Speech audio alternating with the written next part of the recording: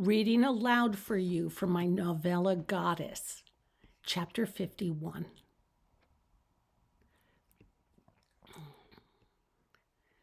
Victoria's magnificent wings undulated in on themselves and folded up, one into the other, folding and drawing smaller and smaller until the wings disappeared into the tunic at her back. She smiled brightly, tied off the reins, and hopped off the chariot and walked around Fountain Square, gazing with interest at all she saw. Lady Venus jumped off the chariot as well and walked around, taking in the measure of Fountain Square.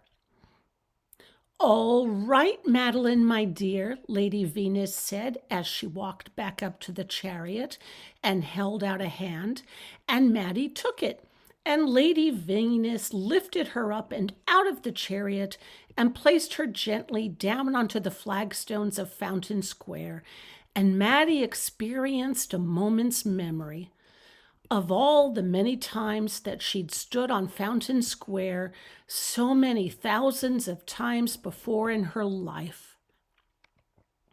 Yet this time, as she stood upon Fountain Square, everything in her life had changed, gone topsy-turvy and sideways besides, and tears filled her eyes as she gazed up at the Tyler Davidson fountain and realized that she'd never before gazed at it with such an intensity as she did now.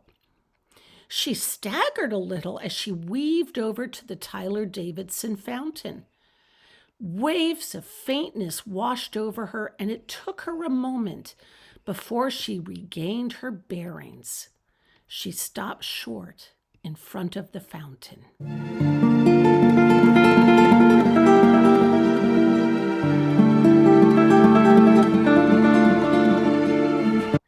The statues at the base of the Genius of Water stirred and moved.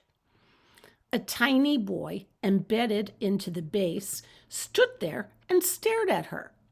He clasped the hand of a buxom lady. For the first time in her life, Maddie noticed that the child was buck naked. How on earth did the city fathers allow that to happen? The tiny boy appeared to be absolutely gobsmacked by the sight of them all, and Maddie couldn't tell which shocked him more, Pegasus, the chariot, Lady Venus, or Victoria. As he stared at each magnificent creature, his mouth fell open even wider into the perpetual O of his wide-open mouth.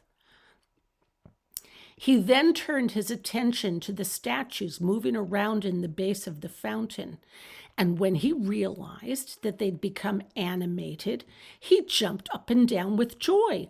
And as he jumped up and down, his cute little penis flopped up and down with him. "Oh, looky, looky, Mama!" The other statues in the Tyler Davidson fountain turned to stare at the four of them as the tiny boy kept jumping up and down. "Looky, Mama!" he cried out. "Looky, Mama!" "That's little Tyler Davidson," Lady Venus whispered into Maddie's ear, "but we all call him Prince Hal. He's a darling child."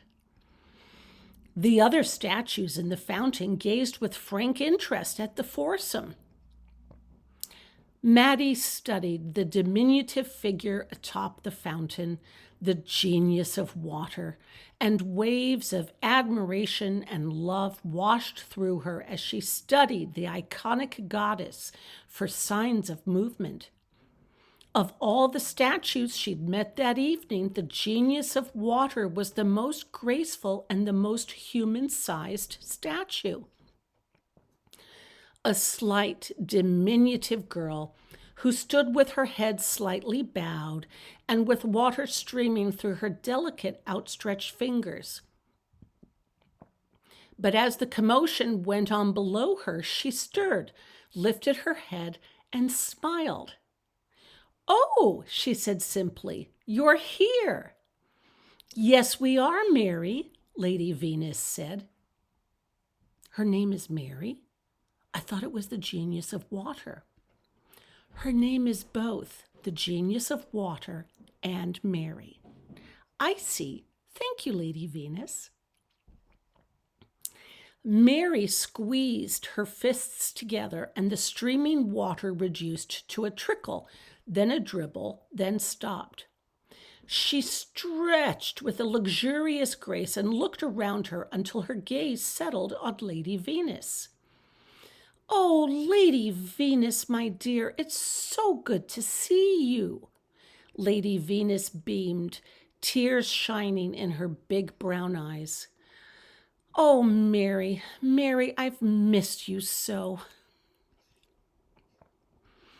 A helmeted statue embedded into the fountain snapped to attention and lifted his right hand and saluted both Lady Venus and Victoria.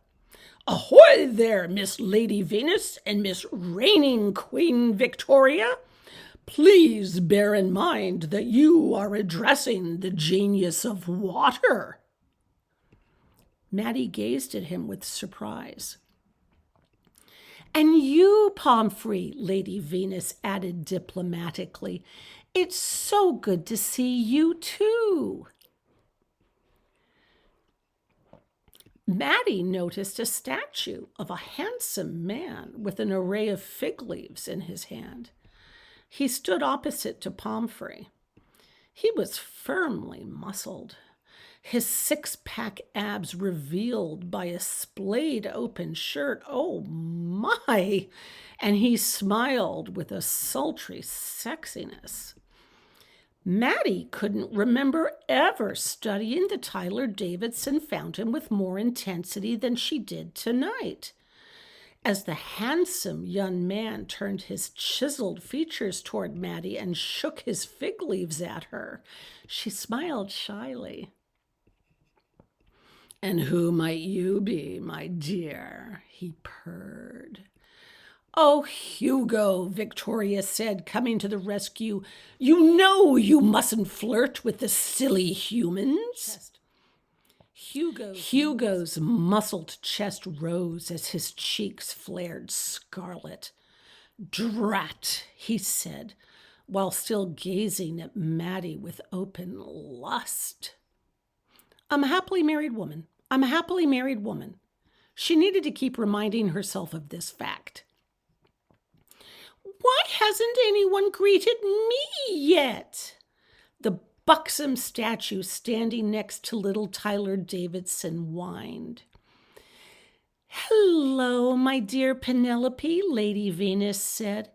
"And may I say, you are looking even more transcendently beautiful and breathtakingly gorgeous than I've ever seen you."